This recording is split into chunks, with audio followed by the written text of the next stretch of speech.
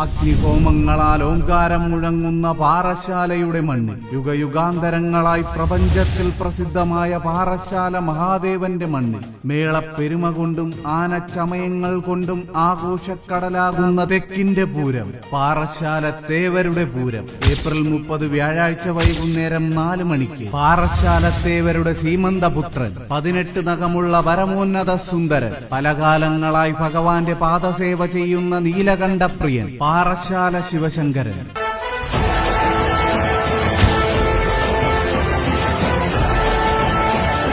പൂരപ്പെരുമയിൽ തലയെടുപ്പിന്റെ ഗജരാജൻ, കടന്നുപോയ വഴികളിലെല്ലാം പുന്നത്തൂർ കോട്ടയുടെ പേരെഴുതി വച്ച പൂരപ്രമാണി, ഗുരുവായൂരപ്പന്റെ വാത്സല്യപുത്രൻ, ഗുരുവായൂർ രാജശേഖരൻ.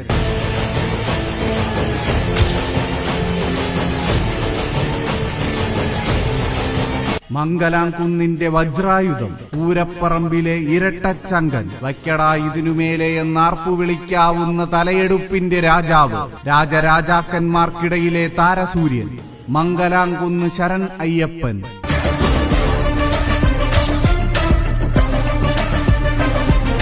ദേവൻ പിറന്ന സമയത്ത് ജനിച്ചവൻ, ആനപ്പെരുമയിൽ ആരെയും കൊതിപ്പിക്കുന്ന അഴകെഴുന്ന തമ്പുരാൻ, ദേവീദേവന്മാരുടെ വീരപടനായകൻ, ഗജരാജ സൗമ്യശ്രേഷ്ഠൻ, മൗട്ടത്ത് രാജേന്ദ്രൻ.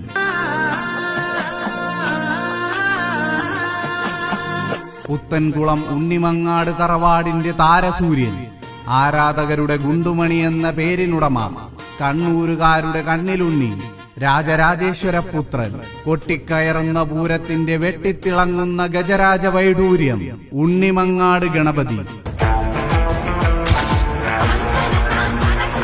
തൃശൂർ പൂരത്തിന്റെ നിറസാന്നിധ്യം, ആരാധകരുടെ കണ്ണിലുണ്ണി, ശാന്തസ്വരൂപത്തിന്റെ മൂർത്തിമത്ഭാവം, പെരുമാറ്റം കൊണ്ട് പേരുകേട്ട പൂരപ്രമാണി, പ്രൗഢഗാംഭീര്യത്തിന്റെ അവസാന വാക്ക്, തടത്താവിള രാജശേഖരൻ. പൂരപ്പറമ്പുകളെ പുളകച്ചാർത്തണിയിച്ച ഗജരാജ പ്രജാപതി, എണ്ണം പറഞ്ഞ ഗജവീരന്മാരിൽ തന്റേതായ സ്ഥാനം വിളക്കിച്ചേർത്ത ഗജസാമ്രാട്ട്, ക്ഷേത്രഭൂമികളെ ആവേശം കൊണ്ട് ഇളക്കിമറിച്ച ഗജരാജ മാണിക്യം, പുത്തൻകുളം അനന്തപത്മനാഭൻ.